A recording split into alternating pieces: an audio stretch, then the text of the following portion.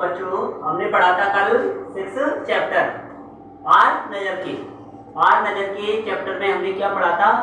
अंतरिक्ष और अंतरिक्षयान के बारे में, छोटू और छोटू के पिताजी के बारे में। छोटू था अपने पिताजी के साथ कहाँ गया था? अंतरिक्ष में पहुंचा। तो उसने क्या देखा? अंतरिक्ष में देखा उसने कि एक अंतरिक्षयान वहां पे आया है और उस अंतरिक्षयान से कैसी कैसी गतिविधियां हो रही थी सब उसने देखा था। और उसने नियंत्रण कक्ष में उसने देखा था कि उसमें एक कंसोल पैनल था जिसमें विभिन्न प्रकार के बटन लगे हुए थे और उन बटनों की तरफ उसका ध्यान आकर्षित हो जाता है उसका ध्यान। फिर वो एक लाल बटन को दबा देता है जिससे अंतरिक्षयान की गति रुक जाती है। अब इसके आगे हम पढ़ते हैं। देखो इसके कुछ ही दिनों बाद पृथ्वी के सभी प्रमुख अखबारों ने छापा। किसके बारे में छापा? नासा के बारे में। नासा ने जो अंतरिक्षयान था वह किसने भेजा था? नासा के द्वारा भेजा गया था।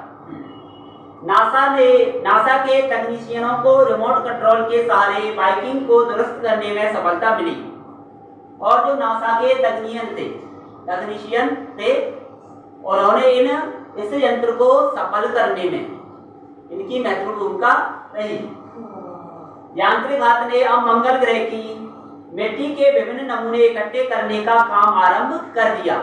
और जो यांत्रिक हाथ था, जो अंतरिक्षयान से बाहर निकला हुआ हाथ, जो मशीनी हाथ था, उसने मंगल ग्रह की मिट्टी को एकत्रित करना तथा उसके बाद उसका निरीक्षण करना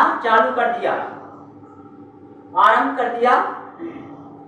पृथ्वी के वैज्ञानिक मंगल की इस मिट्टी का अध्ययन करने के लिए बड़े उत्सुक थे और जो पृथ्वी के वैज्ञानिक थे वो मंगल ग्रह की मिट्टी का अध्ययन करने के लिए बहुत ही उत्साहित थे तथा उत्सुक थे। उन्हें उम्मीद थी कि इस मिट्टी के अध्ययन से इस बात का पता लगाया जा सकता है देखो, क्या मंगल ग्रह पर भी पृथ्वी की तरह जीवित सृष्टि का अस्तित्व है या नहीं। वे मिट्टी के द्वारा किसका पता लगा रहे हैं कि पृथ्वी की तरह क्या मंगल ग्रह पर भी जीवन का अस्तित्व है या नहीं। यह प्रश्न आज भी एक रहस्य बना हुआ है। रहस्य क्यों बना हुआ है? क्योंकि मंगल ग्रह पर आज भी जीवन संभव नहीं है। लेकिन आज के जो वैज्ञानिक, जिस समय में वैज्ञानिक मंगल ग्रह पर जीवन स्टार्ट करने की जीवन खोजने की खोज कर रहे हैं। आगे शायद आने वाले समय में मंगल ग्रह पे अपना जीवन संपन्न हो। देखो ये चैप्टर हुआ आपका पार नजर की पढ़ा। अब देखेंगे प्रश्न अभ्यास से प्रश्न। आपने अगर ध्यान से पढ़ा होगा तो आप खुद इसके क्वेश्चनों का आंसर दोगे।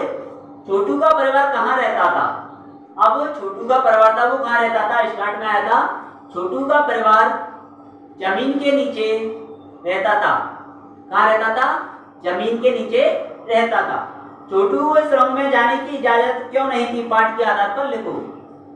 छोटू था, उसको सुरंग में जाने की इजाजत क्यों नहीं थी? इसमें बताया गया, पाठ के आधार पर लिखिए। पाठ में आपने पढ़ा था छोटू को इजाजत क्यों नहीं थी सुरंग में जाने की?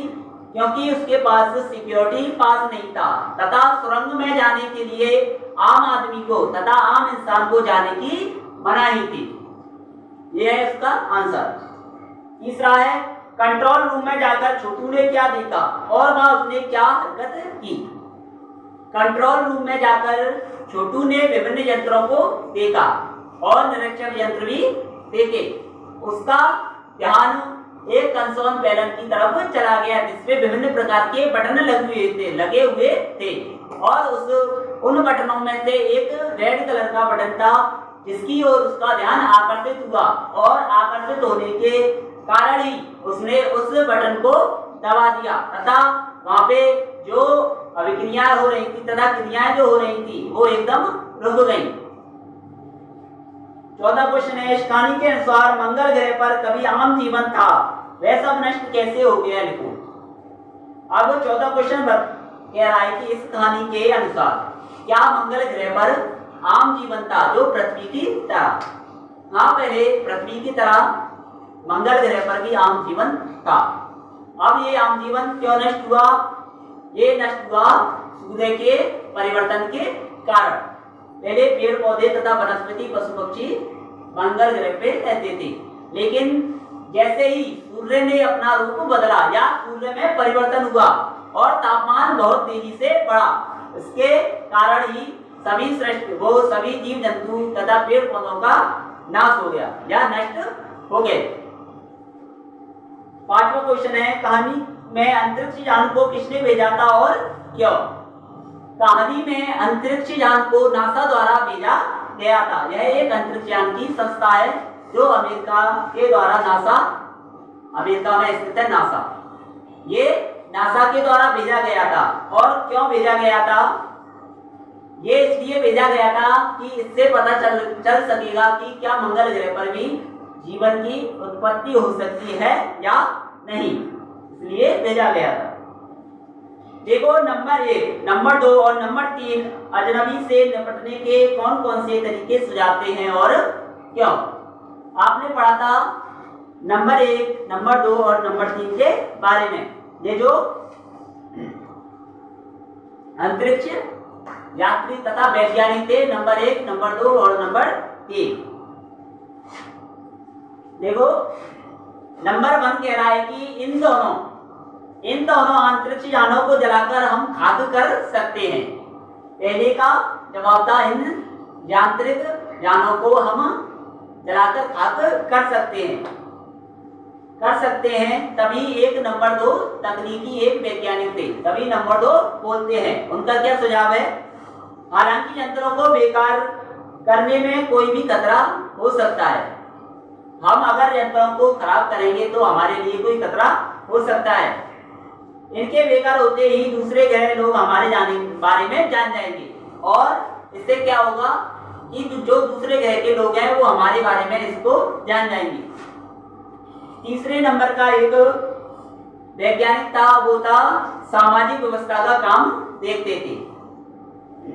इस तरह प्रबंध हमारे लिए यहाँ किया जाएगा। और वे कह रहे हैं कि अगर हम इनके बारे में कुछ गलत सोचते हैं या इनको नष्ट करने का प्लान बनाते हैं तो ये हमारे बारे में दूसरे ग्रह के लोगों को भी पता चल सकता है। ये क्वेश्चन हुआ यहां तक, ओके। 6 क्वेश्चन है, ये कंप्लीट हो गए आपके। अब अगला चैप्टर है 7 चैप्टर। 7 चैप्टर के बारे में पढ़ेंगे हम। 7 चैप्टर का नाम है साथी हाथ बढ़ाना। साथी हाथ बढ़ाना, साहिद लुधियानवी, इसके कवि हैं साहिद लुधियानवी।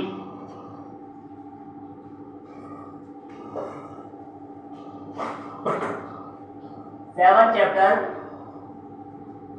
साथी हाथ बढ़ाना।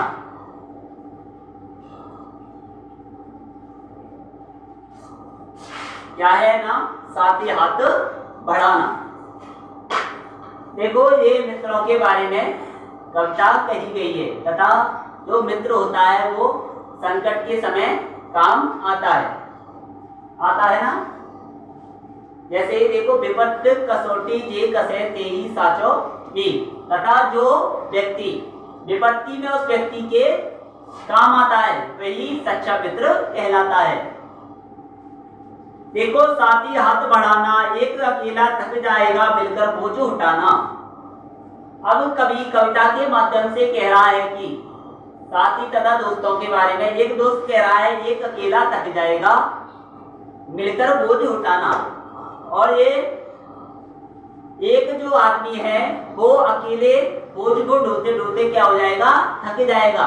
इसलिए वह अपने साथी को कह रहा है कि साथी हाथ बढ़ाना, साथी हाथ बढ़ाना। हम मेहनत वालों ने जब भी मिलकर कदम बढ़ाया, सागर ने रास्ता छोड़ा, पर्वत ने शीश झुकाया। और कह रहा है कि कवि, हम मेहनत करने वालों ने जब भी अपना हाथ या कदम बढ़ाया है, जब भी अपना हाथ या कदम बढ़ाया है, तो सागर ने हमारे लिए रास्ता छोड़ दिया है तथा हमने जिस प्रकार मेहनत की है और मेहनत का फल हमें कैसा मिला, बहुत अच्छा। वो कैसे, अगर हम आगे बढ़ते हैं तो हमारी जो बाधाएं होती हैं परिश्रम करने से दूर हो जाती हैं। पर्वत ने शीश झुकाया और पर्वत भी हमारे आगे नतमस्तक हो गया। फौला दी है सीने अपने, फौला दी है बाहें, हम चाहें तो चट्टानों में पैदा कर दे राहें। कवि कह रहा है कि हमारी बाहें और हमारे जो सीना है वो कैसा है, फौलादी, मतलब इसमें क्या है, बारूद। बारूद मतलब जो धमाका करते हैं वो बहुत ही विस्फोट के साथ चलते हैं। वैसे ही हमारी जो बाहें तथा सीना है वो कैसा है, फौलादी है, किसी से डरने वाला नहीं है। हम चाहें तो चट्टानों में पैदा कर दे राहें, और हम अगर हम चाहें तथा हम अपनी मेहनत से क्या कर दें, चट्टानों के मध्य से रास्ता बना लें। क्या बना लें, चट्टानों के मध्य से रास्ता बना लें। साथ ही हाथ बढ़ाना। और कवि कह रहा है कि अगर एक व्यक्ति दूसरे के साथ मिल जाएगा तो वह कुछ भी कर सकता है। तथा कहा जाता है कि संगठन में ही शक्ति होती है ना, संगठन में शक्ति होती है। मेहनत अपने लेख की रेखा, मेहनत से कर क्या डरना, मेहनत अपने लेख की रेखा, मेहनत से क्या डरना, कल गैरों की खातिर की आज अपनी खातिर करना। और मेहनत अपने लेख की रेखा है। मेहनत क्या है, अपने लेख की रेखा है। हम खुद मेहनत करेंगे तो हमें सफलता प्राप्त होगी। मेहनत से क्या डरना, और हमें मेहनत करने से कभी भी नहीं डरना चाहिए। हमें लगातार मेहनत करते रहना चाहिए। कल गैरों की खातिर की, और हमने कल दूसरों की खातिर मेहनत की तथा उनके लिए कोई कार्य किया, और आज अपनी खातिर मेहनत करने का समय आया है। अपना दुख भी एक है साथी, अपना सुख भी एक, अपनी मंजिल सच की मंजिल, अपना रास्ता नेक। और कह रहा है कि अपना सुख दुख एक है, अपना सुख दुख एक है, दुख और सुख अपने एक हैं, क्योंकि तुम हमारे मित्र हो, तुम हमारे सुख में काम आओगे और हम तुम्हारे दुख में काम आएंगे, यही मित्र की निशानी है। अपनी मंजिल सच की मंजिल, और कह रहा है कि अपनी जो मंजिल है सच की मंजिल है, तथा हमारा जो कार्य है वो ईमानदारी का कार्य है, तथा हमारा जो कार्य है मेहनत का कार्य है। अपना रास्ता नहीं, और हमारा रास्ता बहुत ही अच्छा है। रास्ता किसका है, मेहनत करके सफलता प्राप्त करने का। साथ ही हाथ बढ़ाना, और कह रहा है कि साथ ही हाथ बढ़ाना तथा हमारे साथ मिलकर चलने का कह रहा है, चलने को कह रहा है। एक से एक मिले तो कतरा बन जाता है दरिया, और अगर एक से एक मतलब संगठन, मतलब कोई समूह बन जाता है तो जो दरिया है वो बहुत ही छोटा हो जाता है। एक ही एक मिले तो जर्रा बन जाता है सहरा, और अगर संगठन बन जाता है,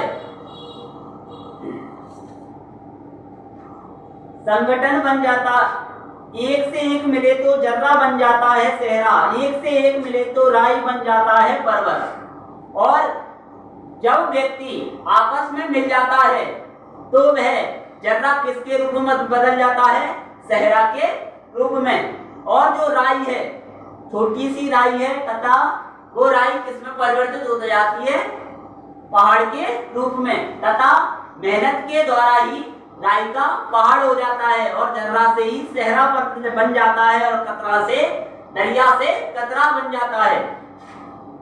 तथा कवि ने बताया है कि मेहनत के द्वारा ही सफलता की प्राप्ति होती है।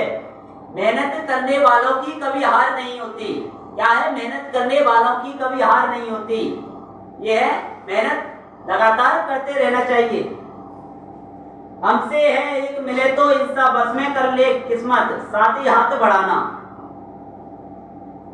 हमसे एक मिले तो इंसा मतलब कह रहा है कि अगर हमसे या हम साथ साथ मिलकर चलें, या कदम साथ साथ चलाएं तो हम क्या कर लेंगे, अपने बस में क्या कर लेंगे, अपनी किस्मत को कर लेंगे तथा हमारी जो किस्मत है, तकदीर है, वो हमारे पक्ष में हो जाएगी। कैसे हो जाएगी, जब हम एक साथ मिलकर चलेंगे या लगातार मेहनत करते चलेंगे तो किस्मत हमारे पक्ष में हो जाएगी। अब देखो इतना यहाँ पे कंप्लीट होता है आपका। कल आपके क्वेश्चन आंसर कराएंगे और कल क्वेश्चन आंसर के बाद आपका अगला चैप्टर है ऐसे ऐसे। ऐसे ऐसे एक लड़का है, उसके पेट में दर्द होता है, ऐसे ऐसे। ऐसे ऐसे कोई नई बीमारी नहीं है, वो बहाना बनाता है स्कूल ना जाने का। अब उसकी बीमारी का नाम है ऐसे ऐसे। इसके साथ आपके चैप्टर की समाप्ति करते हैं।